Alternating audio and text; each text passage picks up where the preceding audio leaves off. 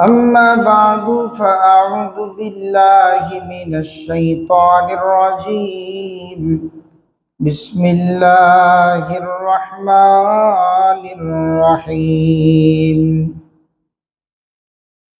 فلما بلغ معه السعي قال يا بني إني أرى في المنام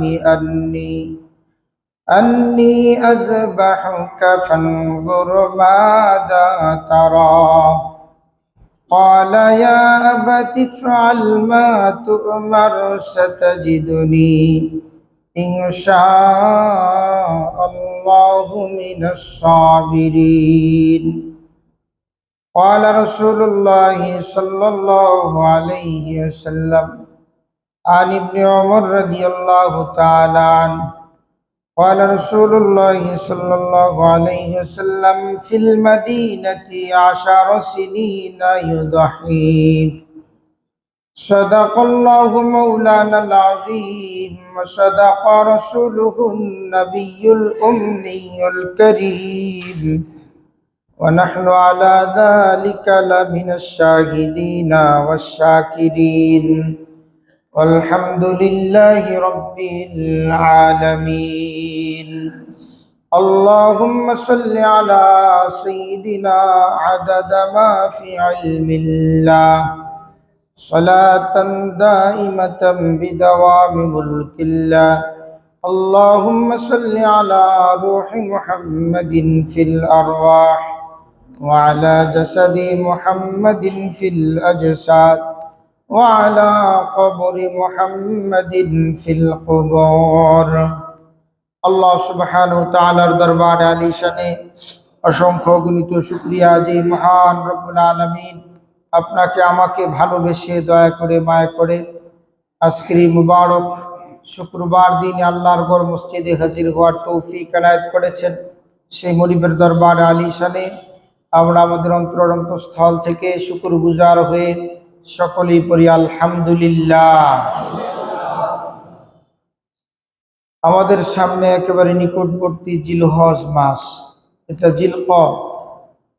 জিলকদের এই মাসের কিছু গুরুত্ব আছে। এটা হলো হজের সফরের মাস। এই মাসে তাম পৃথিবী থেকে মানুষ আল্লাহর ঘর বাইতুল্লাহর দিকে রওনা হয়। বাইতুল্লাহ আল্লাহ তাআলার এমন এক ঘর যে ঘরের বরকত রয়েছে। বাইতুল্লাহ আল্লাহ তাআলার এমন এক ঘর যে ঘরের দিকে তাকাইলে আল্লাহ গুনাহ ক্ষমা করে দেয়। বাইতুল্লাহ আল্লাহ তাআলার এমন এক ঘর যে ঘরের দিকে তাকাইলে আল্লাহর মহব্বত বৃদ্ধি পায়। বাইতুল্লাহ এমন এক ঘর যে ঘরের দিকে তাকাইলে আল্লাহ পাকের মারিফত পাওয়া যায়। বাইতুল্লাহ এমন এক ঘর যে ঘর থেকে আল্লাহ তাআলা মানুষকে নিষ্পাপ বানায় দেয়। বলেন সুবহানাল্লাহ। রাসূল বলেছেন আল হজ্জু মাবরুরুন লাইসা লাহু জাযা ইল্লাল জান্নাহ। আল্লাহ তাআলার কথা রাসূল শুনিয়েছেন, আল্লাহ তাআলা কবুল হজের বিনিময় জান্নাত ছাড়া আর কিছু নয়। এই যে একটা হজের মৌসুম চলছে, লব্বাইক আল্লাহুম্মা লব্বাইক লব্বাইক লা শারীকা লাকা লব্বাইক ইন্নাল হামদা ওয়ান নি'মাতা লাকা ওয়াল মুলক লা শারীকা লাক। আল্লাহ তাআলার দরবারে হাজিরি দেওয়ার জন্য মানুষ বাংলাদেশ থেকে তো আছেই, তাম বিশ্ব থেকে মুসলমানেরা বহু আগের থেকে নিবন্ধন করে চেষ্টা করে সময় দিয়ে আল্লাহর ঘরে উপস্থিত হওয়ার জন্য এখনো মানুষ রওনা হচ্ছে। কেউ কেউ ওখানে গিয়ে উমরা করতেছে, কেউ কেউ ওখানে গিয়ে ইনশাআল্লাহ মদিনা মুনাওয়ারায় সময় পাড়ি দিতেছে। তো এটা আল্লাহ পাকের দরবারে বহুত বড় ফজল ও করম যে মক্কা মুআজ্জমার এই মাটি, মদিনা মুনাওয়ারার এই মাটি, এগুলা দামি মাটি। কারণ সাহাবাই কেরামদেরকে দাফন করা হয়েছে, নবীদেরকে দাফন করা হয়েছে। এই মাকবারাগুলি আল্লাহ পাকের দরবারে অনেক প্রিয়। কাজেই ওখানে যারা শায়িত আছেন, যারা জীবিত অবস্থায় আছেন, সকলেই দামি। কারণ এটা হুদাল্লিল আলামিন। আল্লাহ কোরআনে কারীমের মধ্যে বলেছেন, ইন্না আউওয়ালা বাইতিন উদিআ লিন-নাস إن أول بيت وضع للناس للذي ببكة مباركا وهدى للعالمين আল্লাহ তাআলা বলেন, দুনিয়ার মানুষ, ইনসান, এই ইনসান শুনে রাখো, তোমাদের জন্য আমি প্রথম ঘর নির্মাণ করেছি। এমন এক ঘর নির্মাণ করেছি যে ঘরটা হলো হুদাল লিল আলামিন। এই ঘরের কাছে মানুষ আসলে হেদায়েত প্রাপ্ত হবে। এই ঘরের পাশে ঘুরলেই মানুষের গুনাহ ক্ষমা করে দেওয়া হবে। এমন এক ঘর, এই ঘর নির্মাণ করেছেন মুসলিম মিল্লাতের জাতির পিতা ইব্রাহিম আলাইহিস সালাম। কিন্তু তারিখ প্রমাণ করেছে এর আগে আল্লাহ তাআলা ঠিক এই জায়গার ভিতরে আল্লাহর ঘর নির্মাণ করেছিলেন। কারণ কি, সত্যবক আসমান জমিন পাড়ি দিয়া আল্লাহ তাআলা ফেরেশতাদের জন্য যেই কিবলা বানিয়েছেন, এই কিবলার নাম হলো বাইতুল মামুর। এই বাইতুল মামুর প্রতিদিন ৭০,০০০ ফেরেশতারা বাইতুল মামুরে নামাজ আদায় করে। কিন্তু দ্বিতীয়বার এই ৭০,০০০-এর কাফেলার কেউ আর সুযোগ পায় না। এত পরিমাণ ফেরেশতা আল্লাহ পাক বানিয়ে রেখেছেন। পরবর্তী আবার ৭০,০০০, এই ধারাবাহিকতা চলবে ইলা ইয়াউমিল কিয়ামা। শুধু কিয়ামত পর্যন্ত নয়, আল্লাহ যতদিন চায় ততদিন চলতেই থাকবে। বাইতুল মামুর থেকে একটা পাথরের টুকরা যদি ছেড়ে দেওয়া হয়, পাথরের টুকরাটা টুকটুক করে সাতবক আসমান জমিন পাড়ি দিয়া পৃথিবীর মধ্যস্থল বাইতুল্লাহর ছাদের উপরে পড়বে। সুবহানাল্লাহ। এজন্য সর্বপ্রথম রহমত আল্লাহ পাকের তরফ থেকে, তার আরশে মুআল্লা থেকে বাইতুল মামুরে বর্ষণ হয়। বাইতুল মামুর থেকে রহমত ধারাবাহিকতায় সাতবক আসমান জমিন পাড়ি দিয়া আল্লাহর ঘর বাইতুল্লাহ বর্ষণ হয়। আল্লাহর ঘর বাইতুল্লাহর পরে চতুর্পাশে রহমতটা বন্টন হয়ে যায়। ধারাবাহিকভাবে রাজাবাড়ি বাজার কেন্দ্রীয় মসজিদীয় রহমত আছে। সুবহানাল্লাহ। এই ঘরকে আল্লাহ তাআলা বানিয়েছেন, আল্লাহ পাকের একটা মহব্বতের জায়গা। ইব্রাহিম আলাইহিস সালামের আগেও, নূহ আলাইহিস সালামের সময়ও ওখানে ঘর ছিল আল্লাহ। আদম আলাইহিস সালাম এটাকে সুন্দর করে বানিয়েছিলেন। বলে আদম আলাইহিস সালামের আগেও আল্লাহ তাআলা এই জমিনের উপরে জিন জাতিদেরকে রেখেছিলেন। ওই সময়ও ওখানে আল্লাহর ঘর ছিল।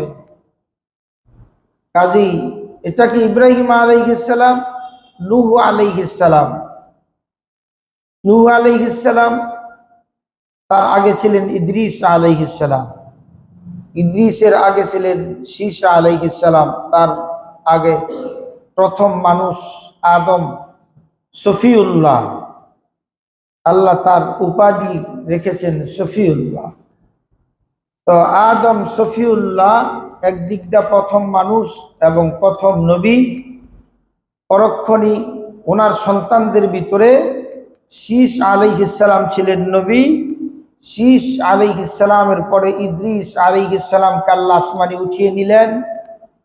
ইদ্রিস আলাইহিস সালামের পরে দ্বিতীয় আবুল বাশার, পৃথিবীর মানচিত্রের দ্বিতীয় আদম যাকে বলা হয়, তার নাম হলো হযরতে নূহ আলাইহিস সালাম।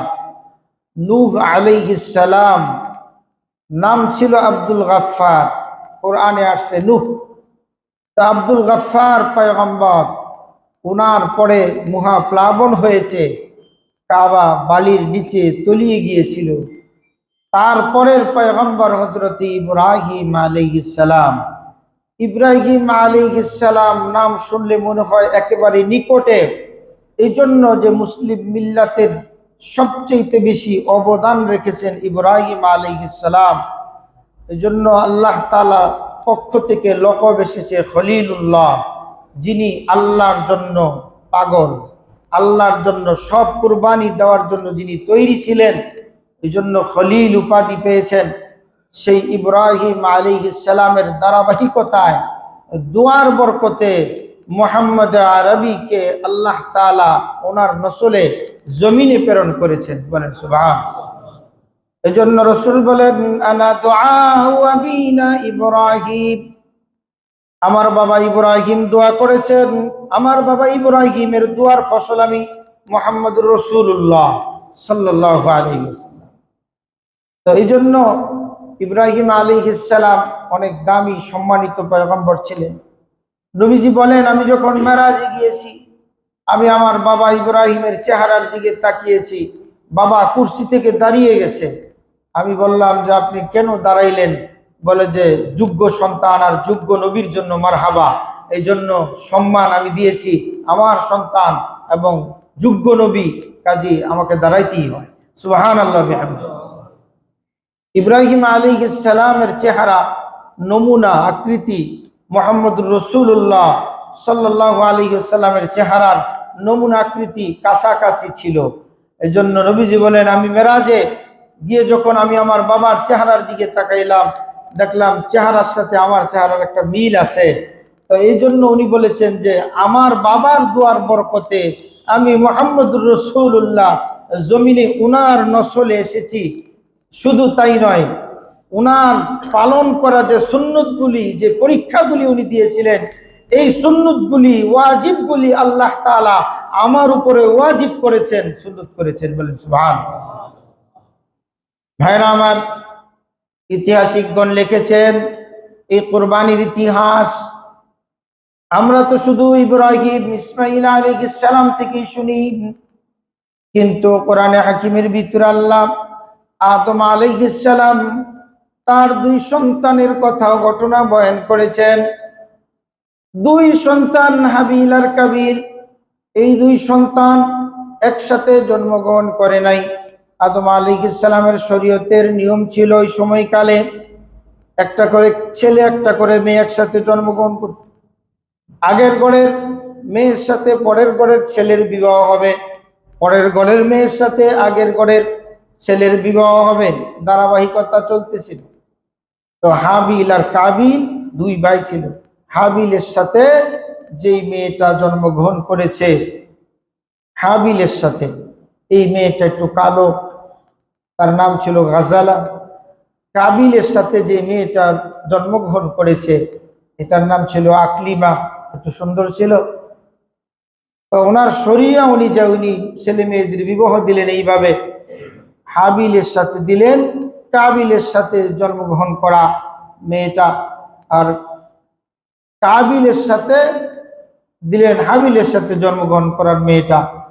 কিন্তু হাবিল মেনে নিয়েছে, কাবিল মেনে নেয় না। কাবিলকে আমার সাথে জন্মগ্রহণ করেছে আকলিমা সুন্দরী, এটাকে আমার সাথে দেন। আদম আলাইহিস সালাম বলেন যে না, দেওয়া যাবে না। দুজনের ভিতরে মনক্ষুণ্ণ ঝগড়াঝাটি শুরু হয়ে গেল। ঠিক আছে, তাহলে তোমরা কোরবানি দাও। কোরবানির সিস্টেমটা চালু হয়ে গেল। কিভাবে কোরবানি দিবা? তো হাবিল শস্য খেতে, উনি ফসল ফলাইতেন। তো চিন্তা করলেন যে আমি কিছু ফসল নিয়ে আসি। আদম আলাইহিস সালাম বললেন, ঠিক আছে, এটাকে পাহাড়ের উপরে রেখে দাও। কাবিল ভেড়া বকরি এগুলা লালন পালন করতেন। ঠিক আছে, তোমার একটা ভেড়া তুমি রেখে দাও। কি হবে? আসমান থেকে যেটা বিস্মিত হয়ে যাবে, পুড়ে যাবে, সারখাড় হয়ে যাবে, এটা কবুল হবে, আর যেটা হবে না এটা কবুল হবে না। তো দেখা গেল হাবিলের কুরবানি কবুল হয়ে গেছে। যে গুম শস্য রেখেছিল এটা পুড়ে সারখাড় হয়ে, কাবিলের বেড়া তো আর কবুল হয় না। তো সে রাগান্বিত হইল যে কেন কবুল হয় নাই। পৃথিবীর প্রথম হত্যা, পৃথিবীর প্রথম মানব হত্যা করেছিল কাবিল, তার আপন ভাই হাবিলকে হত্যা করে। ইতিহাসিকগণ লিখেছেন এখনো জমিনে যত হত্যা হবে, এর একটা গুনাহ তার আমল নামায় চলে যাবে কাবিলের, যেহেতু পৃথিবীর প্রথম হত্যাকারী ছিল। সম্মানিত সুধী, কুরবানির সিস্টেমটা ওখান থেকে চালু হয়েছে। কুরবানি এর অর্থ কি? যে আমরা কুরবানি অর্থ হলো সান্নিধ্য, নৈকট্য লাভ করার জন্য যে কাজটা করা হয় এটা হলো কুরবানি। নৈকট্য, সান্নিধ্য, আমরা আল্লাহর নৈকট্য চাই, আল্লাহর সান্নিধ্য চাই, আল্লাহ পাকের দরবারে রাজিয়ার খুশি চাই।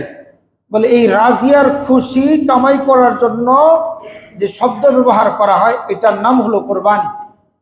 এই যে কোরবানি, এই কোরবানি আমরা দেই, গরু কোরবানি দেই, ছাগল কোরবানি দেই, তারপরে মহিষ কোরবানি দেই। কোরবানির বেলায় যেই যন্ত্রগুলি জায়েজ আছে, এই জায়েজ ছাড়া অন্য কোনো জন্তু দ্বারা কোরবানি চলবে না। কোরবানির বিষয়ের জন্য বলছি, যেহেতু সামনে আমরা কোরবানি কেনার জন্য প্রস্তুতি নিচ্ছি। কোরবানি আমাদের দেশে উট কোরবানি অনেকে দেয়। উট কোরবানি আপনি 7 নামে দিতে পারবেন, গরু 7 নামে দিতে পারবেন, মহিষ 7 নামে দিতে পারবেন। বেড়া বকরি এগুলা 1 নামে দেওয়া লাগবে। 1 বৎসর কাল সময় এদের লাগবে, আর অন্যগুলি 2 বছর, উটের জন্য 5 বছর। যে বিষয়গুলি আছে এগুলো আমরা খেয়াল রাখবো। দাঁতছে কিনা এটা শরীয়তের কোনো বিধানে এইভাবে আমি পাই নাই, কিন্তু বৎসরের বিষয়টা আছে। আমরা বৎসর হিসাব করে কোরবানি দিব। ছাগলের ব্যাপারে 1 বৎসর, তারপরে মতান্তরে লেখা আছে যে বাচ্চাটা যদি 6 মাসের বাচ্চাটা 1 বছরের মতন হিষ্টপুষ্ট দেখা যায় তাহলে কোরবানি চলে। শরিকানার যে বিষয়টা এটা আপনাদেরকে একটু বলে দিচ্ছি। শরিকানা, শরিক নেওয়ার ক্ষেত্রে অবশ্যই চিন্তা ভাবনা করতে হবে হালাল টাকা যেন এখানে আসে। হারামের ব্যবসা আছে, হারামের কামাই আছে, জানা আছে, তার সাথে আপনি কোরবানি দিতে পারবেন না আমি এটা বলছি না, না দেওয়াটা উত্তম। যদি দেন তাহলে এইভাবে বলে নিতে হবে যে ভাই কোরবানি করার যে টাকাটা আছে এই টাকাটা আপনি হালাল কামাই থেকে আপনি দিয়েন, অথবা কারো হালাল রাস্তাও আছে, হারাম রাস্তাও আছে। তো এই নিয়ত করে টাকা বের করতে হবে যে এটা আমার হালাল কামাই থেকে আমি বের করলাম। এই সহজ বিষয়গুলি দেখা গেছে আমরা অনেক জটিল মনে করি, অনেক সময় ফেতনা হয়ে যায়। ফেতনা যাতে করে না হয় এজন্য একেবারে স্পিরিট সলিউশন, শুধু একটু ভালো করে খেয়াল করলেই হবে যে একটা মানুষের হারাম কামাইও আছে, হালাল কামাইও আছে। তো তার সাথে যদি আপনি কোরবানি দেন বলতে হবে তোমার যা হালাল কামাই আছে এর থেকে তুমি আমার সাথে শরীক হইবা। এই বিষয়টা ক্লিয়ার বলতে হবে, নচেত সবার কোরবানি কিন্তু নষ্ট হয়ে যাবে।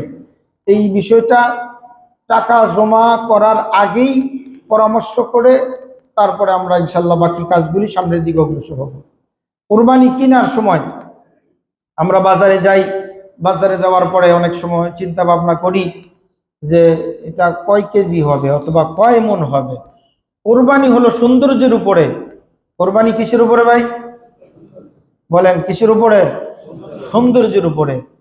কোরবানি ওজনের উপরে না। কোরবানির জন্তুটা সৌন্দর্য, সুন্দর দেখা। সুন্দর কেন বলা হয়েছে একটা ব্যাখ্যা আসছে যে এই জন্য যে আপনার দিলে যেন মায়া লাগে।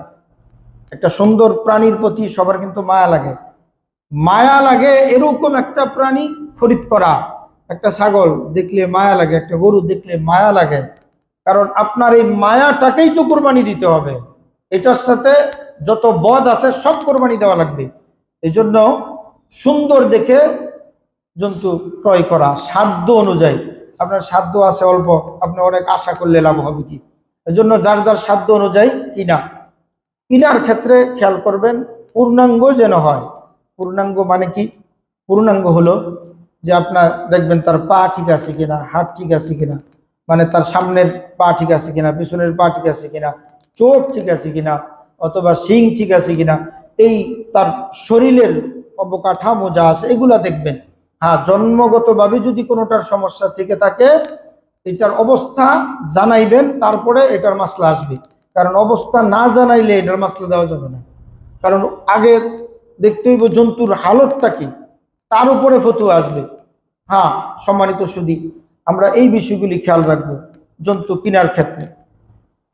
পরবর্তীতে ওজন কোনো বিষয় যদি কেউ চিন্তা ভাবনা করে যে এটা এত মন, এটা এই মন, বাজারে গিয়া এই মন টন এগুলা করবেন না আল্লাহর রাস্তায়।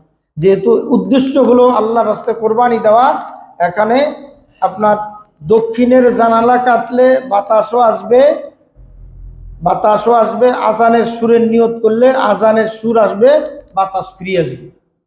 বাকিটা আপনাদেরকে বুঝাইলাম যে নিয়ত যদি করেন আল্লাহ লিল্লাহিয়াত, আল্লাহর জন্য, তাহলে বাকি সব আসবে। তাহলে এই নিয়তির উপরে যদি আপনি থেকে যান, তাহলে আপনার কোরবানি সহিহ হবে, আপনি নেকি পাবেন, আল্লাহর দরবারে আপনি দামি হবেন।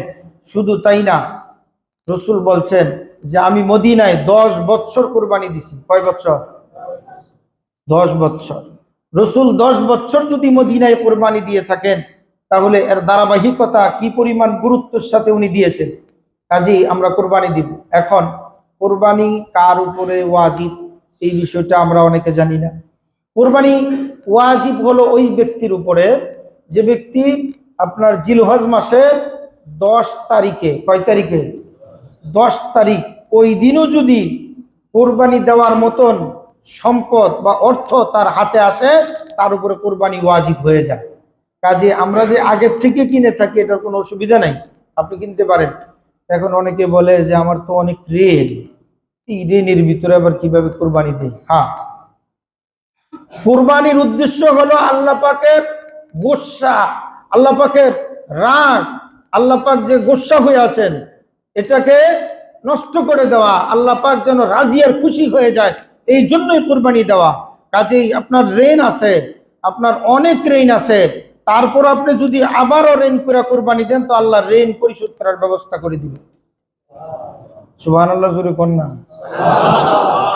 বিশ্বাস না হয় আপনি নিয়ত করেন যে আপনি কোরবানি দিবেন ঋণ কইরা, জায়েজ, জায়েজ, বরঞ্চ জমি বিক্রি কইরা কোরবানি দেওয়াও জায়েজ।